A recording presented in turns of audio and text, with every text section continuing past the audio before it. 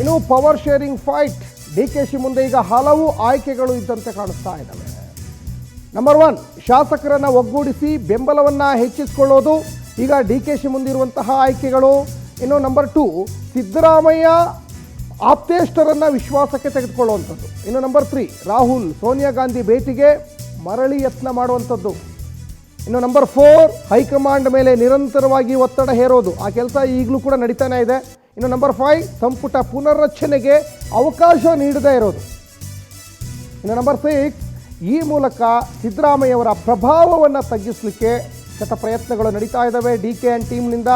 ಇನ್ನು ನಂಬರ್ 7, ಮುಖಂಡರು ಸ್ವಾಮೀಜಿಗಳ ಮೂಲಕ ಒಂದು ಒಕ್ಕಲಿಗ ಅಸ್ತ್ರವನ್ನು ಪ್ರಯೋಗ ಮಾಡ್ತಾ ಇದ್ದಾರೆ. ಬಜೆಟ್ವರೆಗೂ ಸಿದ್ದರಾಮಯ್ಯಗೆ ಕಾಲಮಿತಿಯನ್ನು ನೀಡಬಹುದು. 3:2 ಅಂದರೆ ಇಷ್ಟು ಒಂದು ಸೂತ್ರಕ್ಕಾದರೂ ಕೂಡ ಪಟ್ಟನ್ನು ಹಿಡಿಬೋದು.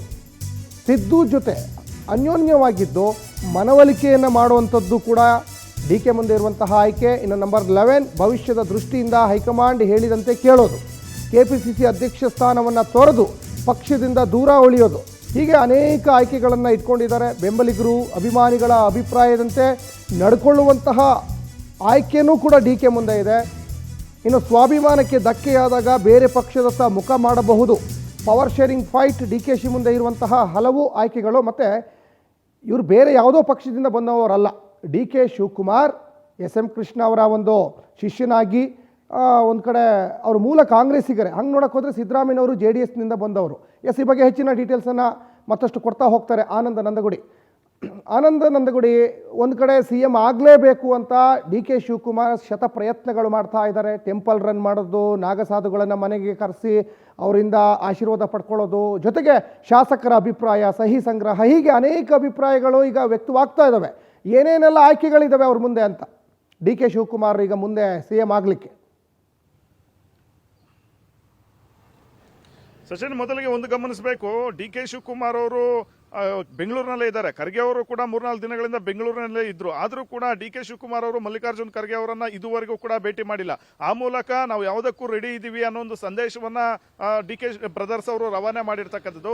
ಸದ್ಯ DK ಶಿವಕುಮಾರ್ ಅವರ ಮುಂದಿನ ನಡೆ ಏನಿರಬಹುದು ಅನ್ನೊಂದು ಕುತೂಹಲ ರಾಜ್ಯ ಕಾಂಗ್ರೆಸ್ನಲ್ಲೂ ಕೂಡ ಕಾಡ್ತಾ ಇದೆ. ಯಾಕೆಂತಂದ್ರೆ ಪವರ್ ಶೇರಿಂಗ್ ಆಗಲೇಬೇಕು ಅಂತ ಬಹಳಷ್ಟು ಒಂದು ಡಿಮ್ಯಾಂಡ್ ಅನ್ನ ಮಾಡ್ತಿದ್ದಾರೆ, ಪಟ್ಟನ್ನು ಕೂಡ ಹಿಡಿದಿದ್ದಾರೆ. ಆದ್ರೆ ಮಲ್ಲಿಕಾರ್ಜುನ್ ಖರ್ಗೆ ಅವರು ಈಗ ಕೈ ಚೆಲ್ಲಿ ಕೂತಿರ್ತಕ್ಕಂಥ ಒಂದು ಹಿನ್ನೆಲೆಯಲ್ಲಿ DK ಶಿವಕುಮಾರ್ ಅವರು ಮುಂದೇನು ಮಾಡಬಹುದು ಅನ್ನೊಂದು ಕುತೂಹಲ ಸರ್ವಸಾಮಾನ್ಯವಾಗಿ ಜೋರಾಗಿರ್ತಕ್ಕಂಥದ್ದು. ಸದ್ಯ DK ಶಿವಕುಮಾರ್ ಅವರ ನಡುವೆ ಹಲವಾರು ಒಂದು ಆಪ್ಷನ್ಸ್ ಕೂಡ ಇದೆ. ಪ್ರಮುಖವಾಗಿ ಹೈಕಮಾಂಡ್ ಹೇಳಿದಂತೆ ಕೇಳಿಕೊಂಡು ಇರ್ತಕ್ಕಂಥ ಒಂದು ಆಪ್ಷನ್ ಕೂಡ ಒಂದಿದೆ. ಇದರ ಬದಲಿಗೆ ಪ್ರಮುಖವಾಗಿ ಈಗ ಬಜೆಟ್ ವರೆಗೂ ಕೂಡ ಸುಮ್ಮನಿದ್ದು ತದನಂತರ 2 ವರ್ಷಕ್ಕಾದ್ರೂ ನಮಗೆ ಅಧಿಕಾರ ಕೊಡಿ ಅನ್ನೋ ನಿಟ್ಟಿನಲ್ಲಿ ಡಿಮ್ಯಾಂಡ್ ಮಾಡ್ತಕ್ಕಂಥ ಒಂದು ಸಾಧ್ಯತೆನೂ ಕೂಡ ಇದೆ. ಇದರ ಮಧ್ಯೆ ರಾಹುಲ್ ಗಾಂಧಿ ಮತ್ತೆ ಸೋನಿಯಾ ಗಾಂಧಿ ಅವರನ್ನ ಕೂಡ ಭೇಟಿ ಮಾಡಿ ಅವರ ಬಳಿ ಚರ್ಚೆ ಮಾಡಿ ಅವರ ಮನವೊಲಿಕೆ ಮಾಡ್ತಕ್ಕಂಥ ಒಂದು ಕೆಲಸವನ್ನ ಮಾಡಬಹುದು. ಜೊತೆಗೆ ಸಿದ್ದರಾಮಯ್ಯನವರ ಜೊತೆನೂ ಕೂಡ ಅನ್ಯೋನ್ಯವಾಗಿದ್ದುಕೊಂಡು ಅವರ ಒಂದು ಕೃಪಾ ಕಟಾಕ್ಷದಂತೆ CM ಆಗ್ತಕ್ಕಂಥ ಒಂದು ಪ್ರಯತ್ನವನ್ನು ಕೂಡ ಮುಂದುವರಿಸಬಹುದು.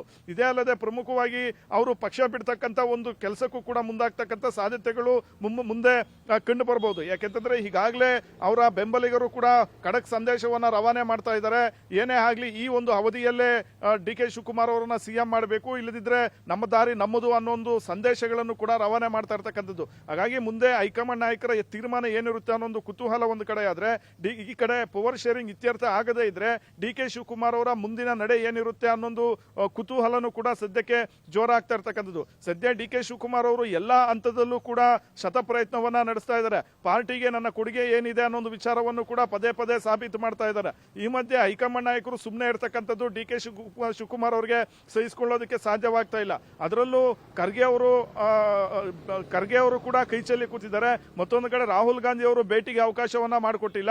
ಇನ್ನೊಂದು ಕಡೆ ಸುರ್ಜೇವಾಲಾ ಅವರು ಕೂಡ ಏನು ಕೈಲಾಗದಂತ ಒಂದು ಪರಿಸ್ಥಿತಿಯಲ್ಲಿ ಇರ್ತಕ್ಕಂಥದ್ದು. ಹೀಗಾಗಿ DK ಶಿವಕುಮಾರ್ ಅವರಿಗೆ ಮುಂದೇನು ಮಾಡಬೇಕು ಅನ್ನೋ ಆಲೋಚನೆ ಕೂಡ ತೀವ್ರವಾಗಿ ಕಾಡ್ತಾ ಇರ್ತಕ್ಕಂಥದ್ದು. ಹಾಗೆ ನೋಡೋದಾದ್ರೆ ಈ ಎಲ್ಲಾ ಒಂದು ಆಪ್ಷನ್ಸ್ DK ಶಿವಕುಮಾರ್ ಅವರ ಮುಂದೆ ಇದೆ.